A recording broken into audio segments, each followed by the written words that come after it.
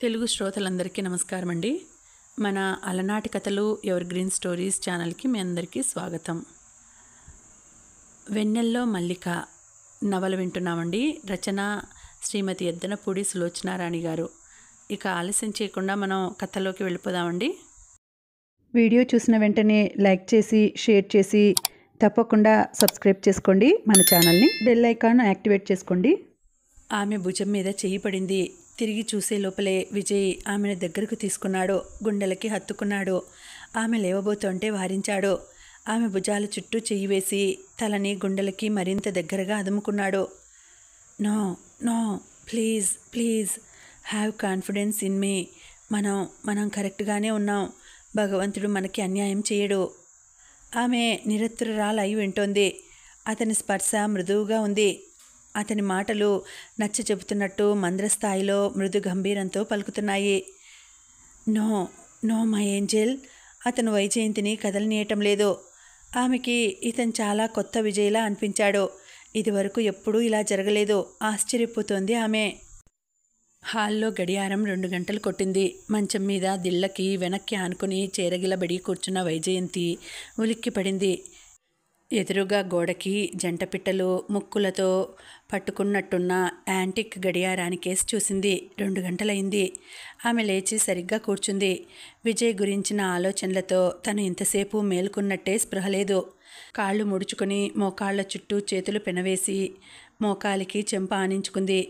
ఎందుకో తన మనసు మీద తనకి అదుపు తప్పుతున్నట్టు భయం వేయసాగింది. రోజు ఇంట్లో కళ్ళెదురుగా ఉండే విజయ్ గురించి తనకి తెలియకుండానే ఎంతో సమయం అతన్ని గురించి ఆలోచించడంలో ఖర్చు చేస్తోంది. ఇదివరకు అంత శ్రద్ధగా మెడికల్ జర్నల్స్ చదవటం లేదు. డెహ్రాడూన్లో కాన్ఫరెన్స్కి సబ్మిట్ చేయమని ఆహ్వానం వస్తే ఒంట్లో బాగాలేదని తిరస్కరించింది. విజయ్ని వదిలి ఎక్కడికైనా వెళ్ళాలంటే ఆంతర్యంలో భయాందోళనలు. తను తిరిగి వచ్చేసరికి ఏం ప్రమాదం జరుగుతుందో, అతను ఏమైపోతాడోనని భయం. ఈ 6 నెలల్లో తనకి తెలియకుండానే అతను ఈ ఇంట్లో ఒక ముఖ్యమైన మనిషిగా మారాడు. తను శ్రద్ధగా చూసే పేషెంట్ అవటం వల్ల సహజంగానే వరమ్మ, మేరీ, వాసు అతన్ని జాగ్రత్తగా మర్యాదగా చూస్తున్నారు. వారి వారి మనసుల్లో ఏమున్నా తనిచ్చే జీతానికి బద్దులైనట్టు వాళ్ళ డ్యూటీ వాళ్ళు క్రమబద్ధంగా నెరవేరుస్తున్నారు. ఈ అనామకుడు వచ్చి అమ్మాయి గారి ఇంట్లో అతిథి దేవుడై ఆమె డబ్బు టైము హరిస్తున్నాడని వారికి చాలా అసంతృప్తిగా ఉంది. కానీ బయటపడటానికి ధైర్యం లేదు. వైజయంతి మంచం మీద నుంచి లేచింది. టేబుల్ దగ్గరికి వచ్చి కూర్చొని టేబుల్ లైట్ వేసింది. విజయ్ని గురించి రోజు రాసే నోట్స్ తీసుకుని రాయసాగింది. విజయ్ పరిచయం నా జీవితంలో మంచు బిందువులా ఆవిరి చేయగల సూర్యకిరణాలని వెతికి పట్టుకోవటానికి నేను ప్రయత్నిస్తున్నాను. అతని గతం తెలిస్తే గాని నా భవిష్యత్ ఏమిటో నాకు అర్థం కాదు. మనిద్దరం ఎలా స్నేహితులం, ఆ జ్ఞాపకాలేవి అని అతను నన్ను నిలదీస్తున్నాడు. నేను ఏం చెప్పను. వచ్చిన ఈ 6 నెలలకి అతను ఒక మామూలు మనిషిలా ఏడ్చేశాడు. మల్లికకి నా హృదయపూర్వకమైన కృతజ్ఞతలు చెప్పుకోవాలి. మల్లికని కొన్నాళ్ళు విజయ్కి దగ్గరగా ఉంచే ఏర్పాటు ఏదైనా చేయగలనా? మల్లిక వల్ల అతని మనసులో ఏ ఆంతర్యం పొర కదిలింది? అతని కళ్ళల్లో కన్నీళ్లు వరదలా ఎందుకు వచ్చాయి? మల్లిక ద్వారా నేనేమైనా విజయ్ని మరింత పరిశోధన చేయగలనా? బాబాయ్ గట్టి వార్నింగ్లు ఇస్తున్నాడు. విజయ్ని ఇక ఇంట్లో ఉండనీయకు అంటున్నాడు. విజయ్ ఎవరో ఆశాంతం తెలియకుండా అతను ఈ స్థితికి ఎలా వచ్చాడో, కారణం ఏమిటో తెలుసుకోకుండా అతన్ని నేను పంపలేను. ఈ విషయం ఛేదించడానికి ఎన్ని నెలలు, ఎన్ని సంవత్సరాలు పట్టినా పర్వాలేదు. నేను ఎదురు చూస్తాను. అతను ఒక మామూలు మనిషిగా ఏడవటం, అప్పుడప్పుడు లాలనగా బాధగా ఏదేదో మాట్లాడటం, ఇవి అతనెవరో, అతని జీవితం ఏమిటో కనుక్కు తీరాలి అనే ఆసక్తిని, పట్టుదలని నాలో రెట్టింపు చేస్తున్నాయి. విజయ్ కోసం నేను బాబాయికి దూరం అవటానికి సిద్ధంగా ఉన్నాను. ఒక్క బాబాయే కాదు, ఈ యావత్ ప్రపంచాన్ని అయినా సరే తృణప్రాయంగా వదిలేస్తాను. విజయ్ ప్రవర్తన నన్ను చాలాసార్లు చికితురాల్ని చేస్తోంది. అతను మామూలు మనిషి కాదు అనిపిస్తోంది.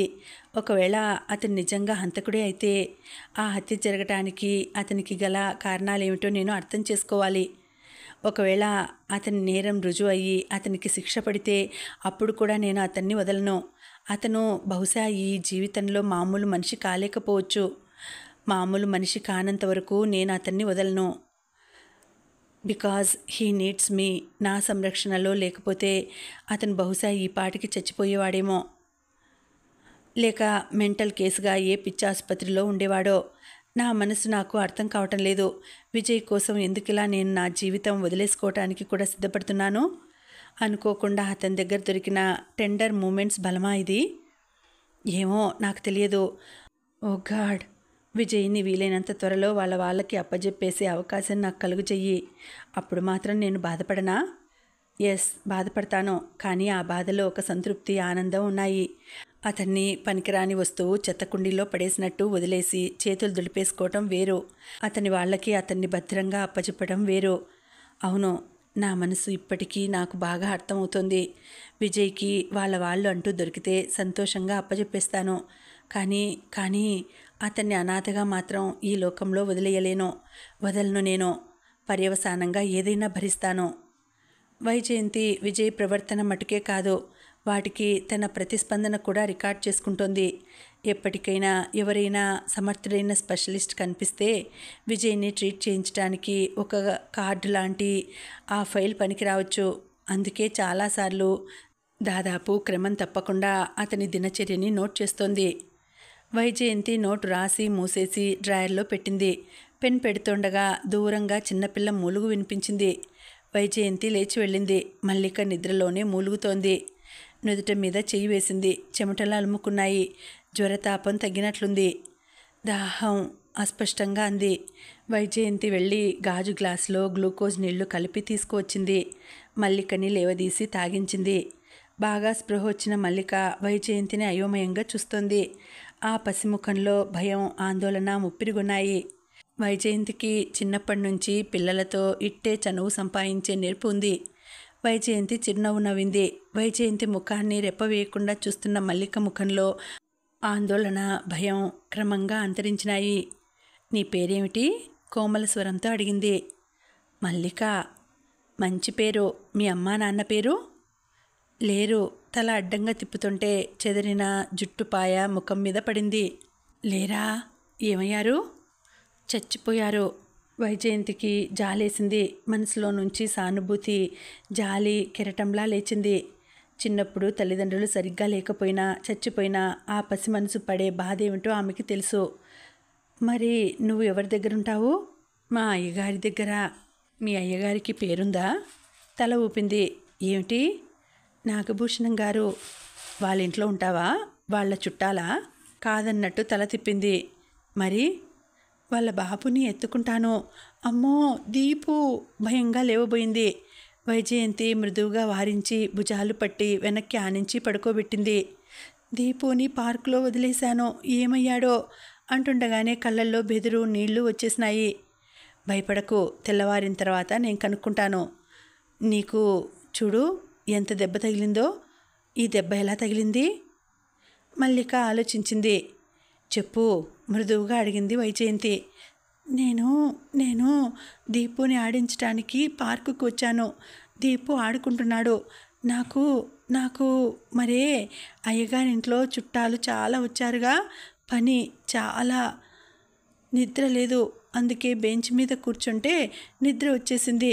ఎవరో రౌడీలు నన్ను లేపారు.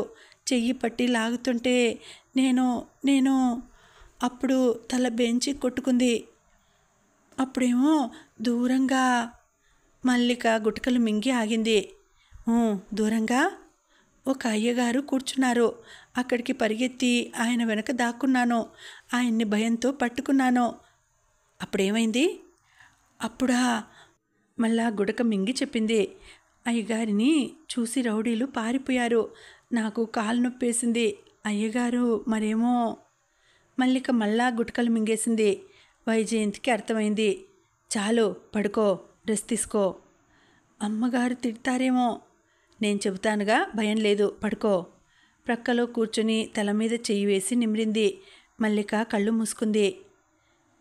దీపు ఇంటికి వెళ్ళాడా? కళ్ళు తెరిచి ఆదుర్దాగా అడిగింది. రేపు కనుక్కుందాం, నువ్వు నిద్రపో, లాలనగా చెప్పింది. మల్లిక నిద్రపోయింది. వైజయంతి మల్లికకి దుప్పటి కప్పి నిట్టూరుస్తూ లేచింది. విజయ్ దెబ్బ తగిలిన మల్లికని ఇంటికి తీసుకురావటం, బాధపడటం ఒక కొత్త కోణం. మల్లిక అనుకోకుండా విజయ్ విషయంలో తనకి సహాయం చేసింది. వైజయంతి మల్లికని ఇష్టంగా చూసింది. పసితనం పోని ముఖం, యవ్వన అంకురం ఉదయించడానికి సిద్ధమవుతున్న క్షేత్రం లాంటి వయసుకి మించిన బాధ్యత నెత్తిన ఉన్నట్టు ఆదుర్ద. ఆ సమయంలో తల్లి తండ్రి ఇచ్చే వెచ్చటి గూడు, నీడ ముఖ్యంగా ఆడపిల్లలకి ఎంత అవసరమో, కానీ ఎంతమందికి ఆ అదృష్టం దక్కుతుంది? యూనిసెఫ్ వారు బాలికా దశాబ్దంగా ఈ సంవత్సరం ఇచ్చిన స్టాటిస్టిక్స్లో బాలుర కంటే బాలికలే ఎక్కువ శాతం శ్రమపూరితమైన బాల్యం గడుపుతున్నారని అంటున్నారు. గడియారం 3 గంటలు కొట్టింది. వైజయంతి మల్లిక ఉన్న గదిలో నుంచి తన గదిలోకి వచ్చేసి మంచం మీద పడుకుంది. నిద్ర ఇట్టే ఆవరించుకుంది. వైజయంతి కారులో మల్లికని తీసుకువచ్చి జననివాసం ఎక్కువగా ఉన్న ఒక వీధిలో ఒక ఇంటి ముందు ఆగింది. ఇంటికి ఆనుకునే గెరాజ్ ఉంది. దానికి Priya plastics industry main office అని బోర్డు ఉంది. వైజయంతి మల్లిక భుజం చుట్టూ చెయ్యి వేసి నడుస్తూ, బాగా తెలుసా, ఇదేనా ఇల్లు అని అడిగింది. మల్లిక తలూపింది. కారు ఆగ్గానే ఎదురుగా ఫ్లాట్స్ కడుతున్న చోట ఇసుకలో ఆడుకుంటున్న 2 పిల్లలు పరిగెత్తుకు వచ్చారు. మళ్ళీ ఎక్కడికి వెళ్ళావే నువ్వు? నిన్న సాయంత్రం టీవీలో మంచి సినిమా వచ్చిందిగా, చూడటానికి రాలేదేం?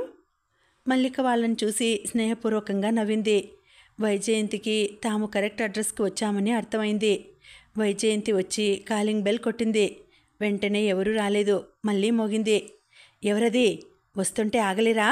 చేతి నిండా పనితో తీరకలేక చస్తుంటే. బొంగురు గొంతుతో అరుస్తూ ఒక ఆమె వచ్చి తలుపు దడాలను తెరిచింది. వైజయంతి కంటే ముందు ఆమె మల్లికని చూసింది. వెంటనే జుట్టు పట్టుకొని లాగుతూ, ఏమే, ఎక్కడ చచ్చావు నువ్వు? పిల్లాడిని పార్కులో వదిలేసి ఎక్కడికి తగలడ్డావు? నా అదృష్టం బాగుంది కాబట్టి మా కుర్రాడని తెలిసిన ఆ పెద్ద మనిషి ఇంటికి భద్రంగా తెచ్చి అప్పచెప్పాడు. దరిద్రపు గొట్టుదానా, నా పిల్లాడిని రోడ్డు మీద వదిలేస్తావా? ఏ కారు క్రిందో ఆటో క్రిందో వాడు పడిపోతే? వాయిస్తూ అరుస్తూ మల్లిక జుట్టు దొరబుచ్చుకొని చెంపల మీద వీపు మీద గుద్దులు చరుస్తూ తలని 2 చేతులతో గోడకేసి కొట్టసాగింది. నిన్ను చంపి పాతరేస్తాను. నీ దిక్కెవరస్తాడో చూస్తాను, దగుల్బాజిదానా. ఆవిడ కోపం పెద్ద సుడిగాలిలా ఉంది. మల్లిక కిమ్మనకుండా దెబ్బలు తింటోంది. వైజయంతి ఒక్క ఉదుటిన వెళ్ళి ఆవిడ చేతుల్లో నుంచి మల్లికని విడిపిస్తూ, అయ్యో ఏమిటిది? ఆ పిల్లని చంపేస్తారా ఏమిటి? ఏమిటి కొట్టడం? నేను పోలీస్ రిపోర్ట్ ఇస్తాను అంటూ ఆవేశంగా అంది. మల్లికను వదిలించడానికి చాలా శ్రమపడాల్సి వచ్చింది. ఆవిడ శరీరం భారీగా ఉంది. ఆవిడ చేతులకి బలం చాలా ఉంది. ఆ పిల్ల ఆ దెబ్బలకి చచ్చిపోతే అంది మల్లికని తన వెనక్కి తోస్తూ దెబ్బల నుంచి ఆపుతూ. అప్పుడు చూసింది హిడంబిలాంటి ఆవిడ వైజయంతిని. కళ్ళెగరేస్తూ, అసలు నువ్వెవరివి? మా ఇంట్లోకి నేను పిలవకుండా వచ్చి నా పని మనిషి గురించి నాకు నీతులు చెప్తావా? అసలు ఇదేం చేసిందో నీకు తెలుసా?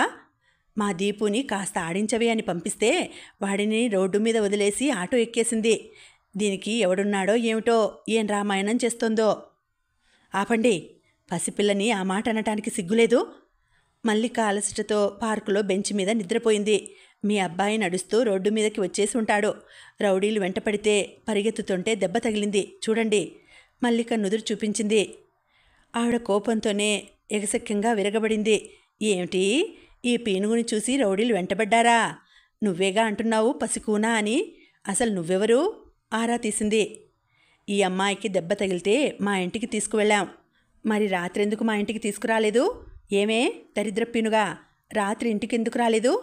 ఎవడితో మీరావు? మల్లికని చేత్తో పట్టి తన వైపుకు లాగి నెత్తిమీద బలంగా గుద్దులు వేసింది. అమ్మాయి ఒంటి మీద చెయ్యి వేస్తే ఊరుకోను, వైజయంతి సీరియస్గా అంది. ఎల్లమ్మా ఊరుకోదట. ఇది హాస్టల్లో పురుగులన్నం తింటూ శవాకారంలా ఉంటే జాలిపడి ఇంటికి తీసుకువచ్చి తిండి పెట్టి పనిచ్చాను. ఇదిగో ఇదే కాదు, ఆ ప్లాస్టిక్ బుట్టలు ప్యాక్ చేస్తున్నారే, ఆ 4 దరిద్ర ముఖాలని కూడా నేనే తెచ్చి కడుపు నిండా కూడు పెడుతున్నాను. కడుపు నిండా కూడు పెట్టినప్పుడు పని చేయించడం తప్ప, పని సరిగ్గా చేయకపోతే కొట్టడం తప్ప. ఆవిడ వెనక్కి తిరిగి చోద్యం చూస్తున్న 4 ఆడపిల్లల్ని, ఏమిటే చూస్తున్నారో, ఇక్కడ నా ముఖాన కోతులాడుతున్నాయా? పని చేయండి. గుడ్లేసుకొని గుడ్ల గూబల్లా చూస్తారేంటి? అరిచింది. ఆ అరుపుకి పిల్లలందరూ ఒక్కసారిగా ప్యాకెట్లలో ప్లాస్టిక్ అల్లెకబుట్టల దొంతర్లు సర్దసాగారు. ఇదిగో ఏమమ్మో, ఈ పాపిష్టి దరిద్రాన్ని నా గడపలో ఇహ కాలు పెట్టనీయకు. దీన్ని చూసి మిగతా వాళ్ళు కూడా ఇలా పాడైపోతారు. ఏమే, నీకెన్నిసార్లు చెప్పాను పని గనక ఎగ్గొడితే ప్రాణం తీస్తానని? నిన్న రాత్రి వచ్చి నా కంటికి కనిపించి ఉంటే నిజంగా నీ ప్రాణం తీసేదాన్ని. పో, నాకు శివం ఎత్తుతోంది. నా ఇంట్లో ఉండడానికి వీల్లేదు. నువ్వు ఎవరినో మరిగావో, పో. నా కొడుకును వదిలేస్తావటే నువ్వు? ఆవిడ మల్లికని భుజం పట్టి ఒక్క తోపు తోసింది. ఆవిడ జబ్బశక్తి దాటికి మల్లిక వెళ్ళి గుమ్మం అవతల 2 గజాల దూరంలో పడింది. నువ్వు మనిషివేనా అసలు? అంది వైజయంతి. మనిషిని కాదు, కోపం వచ్చిందంటే దయ్యాన్ని, రాక్షసిని. నీకంత జాలిగా ఉంటే నీ నెత్తిన పెట్టుకోదాన్ని. దాన్నే కాదు, వీధుల్లో ఎంగిలిస్తరాకుల్లో పొర్లే ఇంకా 4 గుంటలు. ఈ వీధుల్లో చెత్త కుండీలలో తిండి కోసం వెతుక్కుంటున్న వాళ్ళు ఉన్నారు. వాళ్ళను కూడా పంపిస్తాను. తీసుకుపోయి మల్లెపూల పక్క వేసి పడుకోబెట్టి లాలిపాట పాడు. పెద్ద కబుర్లు చెప్పే పతివ్రత వచ్చింది. నీలాంటి వాళ్ళు సోషల్ సర్వీస్ చేస్తారు కాబోలు. 100 మంది ఆడపిల్లల్ని పంపిస్తాను, ఉద్దరి అంటూ దడాలున తలుపులు వేసేసింది. మల్లికకి పడటంతో దెబ్బ తగిలింది. ఇంతలో గొడవకి ఇసుకలో ఆడుకునే పిల్లలు పరుగెత్తుకొచ్చారు. దెబ్బ తగిలిందా మళ్ళీ అంటూ పరామర్శ చేశారు. ఆవిడ ఎప్పుడూ అంతే, పసిపిల్లల్ని చచ్చేట్టు కొడుతుంది. కానీ మళ్ళీ ఎప్పుడూ జాగ్రత్తగా ఉంటుంది. పని చాలా చేస్తుందండి. నిన్న దీపుని పార్కులో వదిలేసి ఎక్కడికో వెళ్ళిపోయావట కదా. నిన్ననే మా అమ్మగారితో అది కంటికి కనిపిస్తే కళ్ళు పీకేస్తాను అంటూ పెద్దగా కేకలు పెడుతూ చెప్పింది. బిక్కమొఖాలతో చెప్పారు. వైజయంతికి ఏం చేయాలో తోచలేదు. మల్లికని పార్కుకి తీసుకువచ్చి మల్లిక చెప్పిన ఆనవాళ్ళని బట్టి 2 గంటల నుంచి వెతుక్కుంటూ చివరికి ఎలాగైతేనేం ఇల్లుని కనుక్కోగలిగింది. మల్లికకి పార్కుకి రోజు వచ్చే అలవాటు లేదట. ఎదురింటి వాళ్ళ పిల్లలు వస్తుంటే వారితో కలిసి దీపుని ఎత్తుకొని వచ్చిందట. ఆ పిల్లలు ఆడుకొని వారి దోవన వారు వెళ్ళిపోయారు. మల్లిక మీద ఏదైనా కాస్త కోపగించుకున్నా తను నచ్చచెప్పగలను అనే నమ్మకంతో వచ్చింది. ఆవిడ కంఠం పెద్ద సైరన్లా ఉంది. ఎదుటివారి మాట వినిపించుకునే ధోరణి ఆవిడకి లేదు అని అర్థమైంది. మల్లికను అక్కడే వదిలేసి వెళ్ళిపోతే కోపం తగ్గి ఆవిడే లోపలికి పిలుస్తుందేమో అనిపించింది. కానీ ఆవిడ కొట్టిన దెబ్బలకి మల్లిక ఒళ్ళు హూనం అయిపోయింది. వీధిలోకి తోసేసరికి మల్లిక దెబ్బతిన్న పిల్లిలా గజగజలాడుతోంది. ఏడుపుతో ఎక్కిళ్ళు వస్తున్నాయి. కళ్ళ నిండా భయం. ముఖమంతా ఆవిడ చేతి గోళ్ళు గీరుకుపోయి రక్తం చారికల్లో నుంచి వస్తోంది. పై పెదవి పగిలి రక్తం కారుతూ చూస్తుండగానే వాచింది. సరాసరి పోలీస్ స్టేషన్కి తీసుకువెళ్ళి చైల్డ్ అబ్యూజింగ్ కింద కేసు బుక్ చేయాలనిపించింది. కానీ దాని పర్యవసానం ఆవిడ గయ్యాళితనం రుచి చూపించింది. ఏదైనా చేయగలదు. మల్లిక ఏడుస్తోంది. ఉండుండి గజగజ వణుకుతోంది. వైజయంతి నిట్టూర్చింది. మల్లిక భుజం చుట్టూ చెయ్యి వేసి తనతో తిరిగి తీసుకువచ్చేసింది. కారులో కొంత దూరం వచ్చిన తర్వాత పబ్లిక్ ఫోన్ దగ్గర ఆపి ఫోన్ దగ్గరికి వెళ్ళి బాబాయ్కి ఫోన్ చేసింది. మీ బాబాయ్ లేరు, నిన్న ముంబై వెళ్ళారు, ఎల్లుండి వస్తారు అని పిన్ని చెప్పిన సమాధానం వినగానే ఉస్సూరని నిట్టూర్పు వచ్చింది. బాబాయ్ వచ్చేంతవరకు ఇంట్లో అట్టి పెట్టుకుని ఆయన వచ్చిన తర్వాత ఆయన ఏ విధంగా సలహా చెప్తే అలా చేద్దామని నిర్ణయించుకుంది. కారు డ్రైవ్ చేస్తూ క్రీగంట మల్లికను చూసింది. 12 సంవత్సరములు నిండని వయసు. తిండి పుష్టి లేక సన్నగా ఉన్న శరీరం. జుట్టు రేగిపోయింది. ముఖం దెబ్బలకి వాచి ఉంది.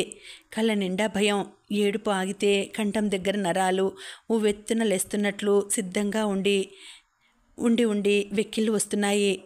ముక్కుపచ్చలారని పసివయసు, యవ్వనం, దారుఢ్యం, చదువు, తెలివి, చురుకుదనం, అనుభవం ఉన్న తనలాంటి వాళ్లే ఈ లోకంతో ఒక్కోసారి ఢీకొనలేక గింగిరాలు తిరిగిపోయి మతిపోయినంత పని అవుతోంది. ఈ చిన్నారి వయసులో నిస్సహాయత్వం, పెద్దవాళ్లన్నా వారు కొట్టే దెబ్బలన్నా విపరీతమైన భయం. కడుపు నిండా తిండి ఉండదు. నా అనేవారు లేక, ఆదరణ, ఆప్యాయత అంటే ఏమిటో తెలియక గుప్పెడు మెతుకుల కోసం బండెడు చాకరీ చేస్తూ, ఆడపిల్ల అనగానే అదేదో మధురమైన వాసనలా మత్తెక్కి కళ్ళకి కావరం కమ్ముకుపోయే మృగాళ్లాంటి మగాళ్ల మధ్య బ్రతకడం, రంపపు మొనల మధ్య లేత గులాబీ మొగ్గ నడుచుకుంటూ వెళ్ళిన నడకే అవుతుంది. తల్లి లేకపోవడం, తండ్రి వేరే పెళ్ళి, తాతయ్య అమ్మమ్మలు అండగా ఉన్న బంధువునంటూ ఇంట్లో చేరే వరుసకి మామయ్య అంటూ అమ్మమ్మ తాతయ్య లేనప్పుడు వేసే వేషాలు గుర్తుకు రాసాగినాయి. అంతగా అండదండలున్న ఆడపిల్లల్నే వాళ్ళు ఒక్కోసారి వీలు దొరికితే చేతిలో చిక్కించుకుందాం అని చేసే వెకిలి వేషాలు చూసి తను చెంప వాయించిన దృశ్యం కళ్ళ ముందే కదలసాగింది. వైజయంతి చెయ్యి అప్రయత్నంగా మల్లిక భుజం చుట్టూ పడింది. 100 మంది సరోజల్ని, 1000 మంది పద్మలని, లక్షల మంది కమలల్ని తను రక్షించలేకపోవచ్చు. కానీ తన పరిధిలో తను ఒక మల్లికని రక్షించవచ్చు. వైజయంతి దృఢ నిశ్చయం చేసుకుంది. మల్లికని ఏదైనా మంచి హాస్టల్లో చేర్పించి తను చదివించగలదు. ఆ మాత్రం సాయం చేయగలిగిన ఆర్థిక స్తోమత భగవంతుడు తనకి బాగానే ఇచ్చాడు. అది తన నైతిక బాధ్యతగా స్వీకరించే సంస్కారం జన్మతః తనలో ఉన్నట్టుంది. అందుకేనేమో మల్లిక నిస్సహాయత్వాన్ని సరిగ్గా అర్థం చేసుకునే మనసు, సానుభూతి తనకి ఉన్నాయి. వైజయంతికి ధైర్యంగా అనిపించింది. మల్లికని ఇంటికి తిరిగి తీసుకురావటం సరైన పని చేస్తున్నాను అనిపించింది. మల్లికని తిప్పి తీసుకురాగానే మళ్ళీ ఈ అమ్మాయిని ఏ హాస్టల్కైనా పంపే వరకు వరమ్మ, మేరీ, వాసుల చూపులు ఎలా ఉంటాయో కూడా తనకి తెలుసు. వైజయంతికి పెదవుల మీద చిరునవ్వు కదిలింది. అది వాళ్ళ తప్పేం కాదు. సంవత్సరాల తరబడి తనని నమ్ముకొని తనకి చేదోడు వాదోడుగా అండగా ఉన్నారు వాళ్ళు. డబ్బు పెట్టి అందమైన ఇల్లు కట్టుకున్నా దానికి స్థిరత్వం, నిశ్చింత వచ్చింది వాళ్ళ వల్లనే. వాళ్ళకి ఇంకొకరు వచ్చి ఇంట్లో తిష్ట వేస్తే ఇష్టం ఉండదు. అతిథులుగా వచ్చి వెళ్ళేవారికి తన పరువు వేయింతలు పెరిగేంతగా అతిథి మర్యాదలు చేస్తారు. ఎవరైనా వచ్చి ఇంట్లో ఉంటే పరాయి వాళ్ళు తమ రాజ్యాన్ని ఆక్రమించుకోవడానికి వచ్చినట్లుగా శత్రువుని చూసినట్లు చూస్తారు. వాళ్ళ ప్రాణానికి ఇంట్లో ఒక శత్రువుని ఎలాగూ తెచ్చిపెట్టింది తను. ఇంకో నెంబర్ పెరిగితే అది వారి సహనానికి పరీక్ష పెట్టినట్లే అవ్వచ్చు. విజయ్ కానీ మల్లిక కానీ రేపో మాపో వారి చోట్లకి వారు వెళ్ళిపోవాల్సిన వాళ్లే. వరమ్మ, మేరీ, వాసు ఇంటి మనుషులుగా తనతో జీవితాంతం ఉండిపోయేవాళ్ళు. వెళ్ళిపోయే వాళ్ళ కోసం ఉండిపోవాల్సిన వాళ్ళని, తనని కావాలి అనుకునే వాళ్ళని బాధ పెట్టడం న్యాయమేనా? తను సరైన పని చేస్తున్నట్లేనా? వైజయంతి పరధ్యానంగా ఆలోచిస్తూ ఉంది. కారు ఇంటికి వచ్చేసింది. గూర్ఖా గేటు తెరుస్తూ సలాం చేశాడు. కారు పోర్టికోలోకి వచ్చి ఆగింది. కారు ఆపి డోర్ తెరుస్తున్న ఆమె ఆశ్చర్యపోయింది. విజయ్ బయట వరండాలో చేతులు వెనక్కి పెట్టుకొని ఒక అరచేతిని మరో అరచేత్తో బిగించి పట్టుకొని బోన్లో సింహంలా అటూ ఇటూ తిరుగుతున్నాడు. అతని ముఖం ఆవేదనగా, ఆవేశంగా ఉంది. వైజయంతి భయంగా, ఆదుర్దాగా కారు దిగి వస్తోంది. ఆమెను చూడగానే అతను చిరుతపులిలా మెట్లు దిగి ఆమె వైపు వచ్చాడు. ఎక్కడా మల్లిక ఏది? ఏం చేశావో? ఎక్కడ వదిలి వచ్చావో? తగ్గు స్వరంతో అడిగిన వైజయంతిని కొట్టినట్టే ఉంది. అతను అడిగే ఆ తీరుకి ఆమె వెనక్కి తగ్గింది. అతనికి అందితే ఆమెను ఎడాపెడా చెంపల మీద వాయించేట్లున్నాడు. అతనిలో అంత ఆవేశం ఎప్పుడూ చూడలేదు. అతని ముఖం ఎర్రగా కరిగిన కందగడ్డలా ఉంది. చెప్పు, మల్లిక ఎక్కడా? ఏం చేశావో? నిలదీస్తూ దగ్గరగా వస్తున్నాడు. వైజయంతి కారు వైపు వేలు పెట్టి చూపించింది. అతను కారు వైపు పరుగులాంటి నడకతో వెళ్ళిపోయాడు. మల్లిక తల మాత్రం కనిపిస్తోంది. డోర్ తెరిచాడు. విజయ్ మల్లికను చూడగానే శాంతించాడు. చక్కటి చిరునవ్వు నవ్వాడు. హలో అన్నాడు. మల్లిక అతన్ని చూడగానే సీటు మూలకి, స్టీరింగ్ వెనుకగా పిల్లి కూనలా భయపడుతున్నట్లుగా ఒరిగిపోయి ముడుచుకుపోయింది. ఆ పసిముఖంలో భయం. ఈ ప్రపంచంలో ప్రతి మనిషి తనని కొట్టడానికే ఉన్నాడనే నమ్మకం కనిపిస్తోంది. Hello sweetie. అతని గొంతు గులాబీ రేకులా మృదువుగా ఉంది. ఏమ్మా, ఈ దెబ్బలేమిటి? పడ్డావా? అడిగాడు. మల్లిక అతన్నే చూస్తోంది. అతను చిరునవ్వు నవ్వుతున్నాడు. మల్లికకి భయం మెల్లగా పోతోంది.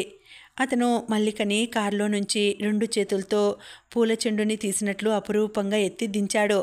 ఆ స్పర్శలో ఆత్మీయత ఆ పసిమనసుకి అర్థమైంది. ఆమె కళ్ళల్లో భయం చెల్లాచెదురవుతోంది.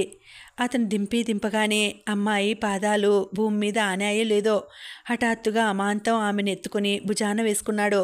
నువ్వు లేకపోతే నాకేం తోచలేదు తెలుసా? ఎక్కడికి వెళ్ళిపోయావో అని భయపడ్డాను. ఎత్తుకొని ఆ అమ్మాయి ముఖం చేత్తో తిప్పి తన నుదుటికి ఆనించుకుని నవ్వాడు. వైజయంతి నిశ్చేష్టురాలై చూస్తోంది. Mary, I need strong coffee. మల్లికకి హార్లిక్స్, బిస్కెట్స్. మేమిద్దరం అలసిపోయాం. We're at your mercy dear అంటూ మల్లికని ఎత్తుకొని లోపలికి వెళ్ళిపోయాడు.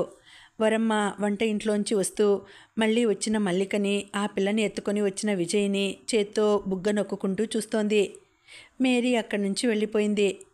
వాసు తల తిప్పి వెళ్ళిపోయాడు. విజయ్ సంతోషంగా ఉన్నాడు. కానీ ఇంట్లో మిగతా ప్రపంచం అంతా మూగపోయినట్టుంది వైజయంతికి. వరమ్మ, కాఫీ, హార్లిక్స్ అంది వైజయంతి. పాలున్నాయో లేదో చూస్తాను. ఈ విధవ కీళ్ళ నొప్పులతో చస్తున్నాను సనుక్కుంటూ వెళ్ళింది వరమ్మ. నువ్వు చేసిన ఈ పని ఏమీ బాగాలేదు విజీ. అసలు దీనికి కారణం నేనే అనుకుంటా.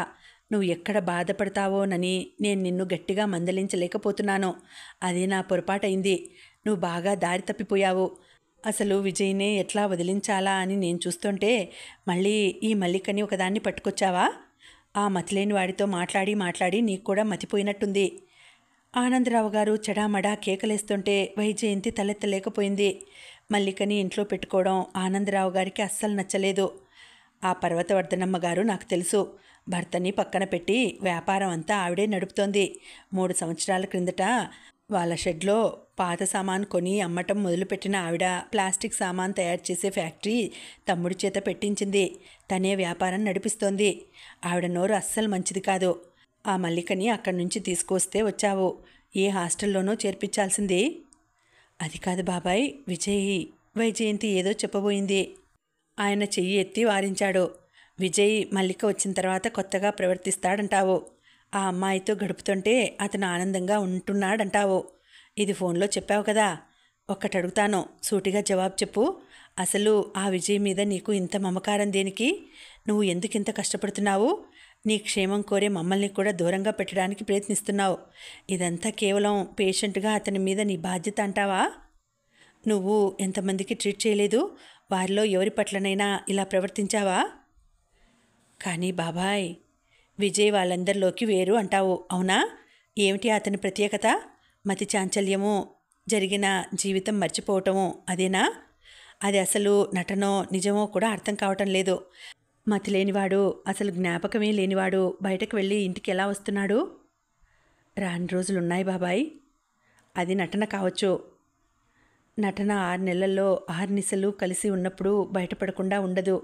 నేనంత తెలివి తక్కువ దాన్ని కాదు. ఓకే, అతనికి నిజంగానే బ్రెయిన్లో ఏదో లోపం ఉంది. అయితే ఏం చేస్తావు? జీవితాంతం ఇంట్లో అట్టే పెట్టుకొని సేవలు చేస్తూ ఉంటావా? ఇంట్లో పనివాళ్ళు ఎంత విసుక్కుంటున్నారో తెలుసా? మొన్న వరమ్మ మీ పిన్నితో అమ్మగారికి నా ప్రాణంగా చేయగలను, కానీ ఈ అడ్డమైన వాళ్ళకి నేను చేయలేను అందట. నువ్వు ఒంటరిగా ఉంటున్నావు. నీకు అండగా ఉండాలనే కదా నేను మీ పిన్ని మంచి పని మనిషి కోసం వెతికి ఆవిడని తీసుకువచ్చి మీ ఇంట్లో పెట్టింది. నేను ఆవిడకి జీతం పెంచాను బాబాయ్. చూడమ్మా, డబ్బుతో మనుషుల్ని అన్ని విషయాల్లో అందరినీ కొనలేం. రేపు నాకు పెళ్ళైతే ఆవిడ మనుషులు ఎక్కువ అయ్యారని అంటుందా పిన్ని? వైజయంతి నిస్సహాయంగా పిన్నతల్లిని అడిగింది. ఆ మాట వినగానే ఆనందరావు గారికి కోపం వచ్చేసింది. కుర్చీలో నుంచి ఆవేశంగా లేస్తూ, అంటే నీ కాబోయే భర్త ఈ మతిమాలినవాడు, ఆ దిక్కుమాలిన పిల్ల ఒకటేనంటావా? చెప్పు, నీ మనసులో ఏముందో మాకు చెప్పు. వైజయంతి ఆయనకి జవాబు చెప్పలేకపోయింది. ఆయన రెట్టింపు ఆవేశంగా అన్నారు. పోనీ ఆ పిల్ల ఏదో పని పిల్లలా ఓ మూల ఏ వరమ్మ చేతి క్రిందనో పడి ఉంటోందా? దానికి ఎక్కడలేని మర్యాదలు. దాన్ని ఎవరూ ఏమీ అనకూడదు. అనవద్దని నేనేం అనలేదు. అన్యాయంగా నా మీదనున్న కోపం ఆ పిల్ల మీద చూపిస్తూ అన్నం పెట్టేటప్పుడు దిక్కుమాలిన వాళ్ళంతా ఇంట్లోకి చేరారు అని తిడుతుంటే అలా అనవద్దని నేనే కేకలేశాను. వాళ్ళు నా ఇంట్లో వచ్చి తిష్ట వేస్తానని అనలేదు. నేనే వారిని తెచ్చుకొని ఇంట్లో పెట్టుకున్నాను. నా ఇంట్లో నాకు ఆ మాత్రం స్వతంత్రం లేదా బాబాయ్? సరేనమ్మా, నీ ఇష్టం, నీ ఇల్లు నీ ఇష్టం. ఆ మాటకొస్తే మేం కూడా పరాయి వాళ్ళమే కదా. నా ఉద్దేశం అది కాదు బాబాయ్. నీ ఇష్టమమ్మా, అంతా నీ ఇష్టం. నువ్వు మమ్మల్ని పరాయి వాళ్ళు అని ఎలా అనుకుంటున్నావో మేం కూడా నిన్ను అలా అనుకుంటే ఎవరేమన్నా బాధ ఉండదు. నువ్వు పెళ్ళి కావాల్సిన దానివి. ఇలాంటి దరిద్రం చుట్టుకుంటే చూస్తూ ఊరుకోలేకపోతున్నాను. నీ విషయాల్లో కల్పించుకోవాలని నాకేం సరదా లేదు. ఇక ఈ విషయంలో మళ్ళా నేను కల్పించుకొని ఏదైనా సలహా చెబితే చెప్పెట్టి కొట్టమ్మా నన్ను.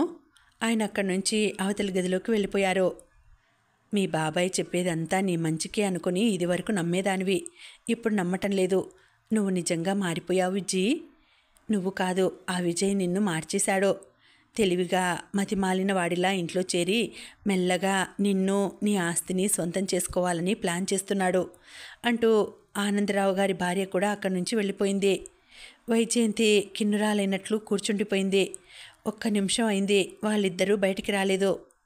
వైజయంతి టీపాయ్ మీద పడేసిన కారు తాళాలు తీసుకుని లేచింది. కారులో వస్తుంటే సరాసరి ఇంటికి వెళ్ళబుద్ధి కాలేదు. తనేం తప్పు చేయటం లేదు అని ఖచ్చితంగా తెలుసు.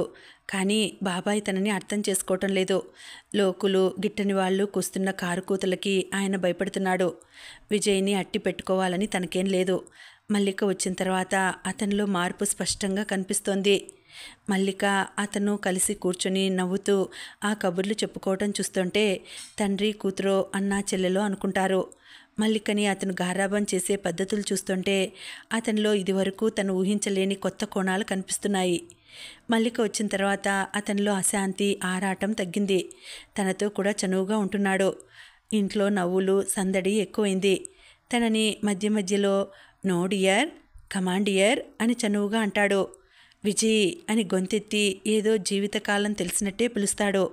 మల్లిక తనకి విజయ్ విషయంలో చాలా ఉపయోగపడుతోంది. ఒక విధంగా తనకి ఆధారంగా పనికి వస్తోంది. ఒకరోజు విజయ్ చాలా సంతోషంగా ఉన్నాడు. మల్లికని తోటలో ఉయ్యాలలో కూర్చోపెట్టి ఊపుతున్నాడు. మల్లిక నవ్వుతోంది, అతను నవ్వుతున్నాడు. తను కావాలని పేపర్ చదువుతున్నదల్లా ఉయ్యాల దగ్గరికి వెళ్ళి మళ్ళీ అంటూ పిలిచింది. అమ్మగారు. మల్లిక చప్పున ఉయ్యాల దిగి వినయంగా నిలబడింది. హోంవర్క్ చేశావా? లేదన్నట్టు తల తిప్పింది. వైజయంతి కావాలని కోపం తెచ్చుకున్నట్లు మల్లిక చెంప మీద ఒక దెబ్బ వేసింది. ఆమె చెయ్యి మల్లిక చెంపని ఆనిందో లేదో విజయ్ చెయ్యి వచ్చి తన రెక్కని గట్టిగా పట్టి తిప్పింది. వెంటనే తన చెంప చెడేలుమంది. ఆ దెబ్బకి కళ్ళు తిరిగిపోయినాయి. చిన్నపిల్లల్ని కొట్టకూడదు అని నీకెన్నిసార్లు చెప్పాను? అయినా నీ అలవాటు మానవు. పిల్లల్ని పెంచాలంటే కాస్త ఓపిక కావాలి కసిరినట్టు అన్నాడు. రామా అంటూ మల్లికని భుజం చుట్టూ చెయ్యి వేసి తీసుకువెళ్ళాడు. వైజయంతి అక్కడే ఉయ్యాల గొలుసు పట్టుకుని ఉయ్యాల్లో కూలబడింది. విజయ్ తన చెంప మీద కొట్టిన దానికంటే అతని మాటకే ఆలోచిస్తోంది. ఇదివరలో ఎప్పుడూ ఇలాంటి సంఘటన జరగలేదు. అతను తనకి చెప్పే అవకాశమే లేదు. అయినా అతను ఎన్నిసార్లు చెప్పాను నీకు, అయినా నీ అలవాటు మారదు అంటూ కళ్ళెర్ర చేశాడు. ఆమె ఆలోచిస్తోంది. ఆ మాటకు అర్థం ఏమిటి? అతని జీవితంలో ఎవరైనా ఉన్నారా? ఆమె చాలాసేపు అయిన తర్వాత ఇంట్లోకి వచ్చింది. విజయ్ మల్లికని దగ్గరగా కూర్చోబెట్టుకొని చదివిస్తున్నాడు. ఆమెకి ఆశ్చర్యం వేసినా వారిద్దరినీ గమనించనట్టుగా సీరియస్గా వెళ్ళిపోయింది. గదిలోకి వచ్చి కూర్చుంది. స్నానానికి వెళ్ళటానికి చెవుల దిద్దులు గాజులు తీస్తోంది. పోనీటైల్ విప్పేసింది. బీరువాలో ఉన్న టవల్ తీసుకుంటోంది. మల్లిక గదిలోకి వచ్చింది. ఆమె చూడనట్టే తన పని తను చూసుకుంటోంది. మల్లిక దగ్గరకొచ్చింది. అమ్మగారు. ఆ గొంతు నూతిలో నుంచి వచ్చినట్లుగా ఉంది. సారీ అమ్మగారు. ఆమె చెయ్యి పట్టుకుంటూ అంది. వైజయంతి విసురుగా చూసింది. ఎవరు చెప్పమన్నారు ఈ మాట? మల్లిక భయపడింది. అయ్యగారు చెప్పమన్నారు. అమ్మకి కోపం వచ్చింది, వెళ్ళి సారీ చెప్పు అన్నారు అంది బిక్కముఖంతో. ఆమెకు సంతోషం వేసింది. మల్లికని వెంటనే ముద్దు పెట్టుకోవాలని అనిపించింది. కానీ నిగ్రహించుకుంది. సీరియస్గా స్నానానికి వెళ్ళిపోయింది. స్నానం చేసి తల దువ్వుకొని వరండాలోకి వెళ్తుంటే అక్కడ స్తంభానికి ఆనుకొని విజయ్ నిలబడ్డాడు. సారీ విజయ్ అన్నాడు. ఆ కంఠంలో పశ్చాత్తాపం బాగా ప్రతిధ్వనిస్తోంది. ఇలాంటి సంఘటనలు కొత్తగా ఉన్నాయి. అతను మల్లికని చదివించటం ఒక బాధ్యత గల పని. ఇష్టంగా చేస్తున్నట్లు ఉంటుంది. ఉండి ఉండి మల్లిక తల మీద చెయ్యి వేసి ఇష్టంగా అలాగే ఉంచుతాడు. నువ్వు నాకు తెలుసు, కానీ ఏమిటో నాకు తెలియటం లేదు అన్నాడు. అంటే అంది మళ్ళీ. అంటే అతను ఆలోచనలో పరధ్యానంగా అయ్యాడు. కొద్ది దూరంలో అక్కడే కూర్చుని మెడికల్ జర్నల్ తిరిగేస్తున్న తను ఇది గమనిస్తూనే ఉంది. ఇంకా ఉందండి, కథ కొనసాగుతుంది. మళ్ళీ వచ్చే వీడియోలో తర్వాతి భాగం వినేద్దామండి. అంతవరకు సెలవు. నమస్తే.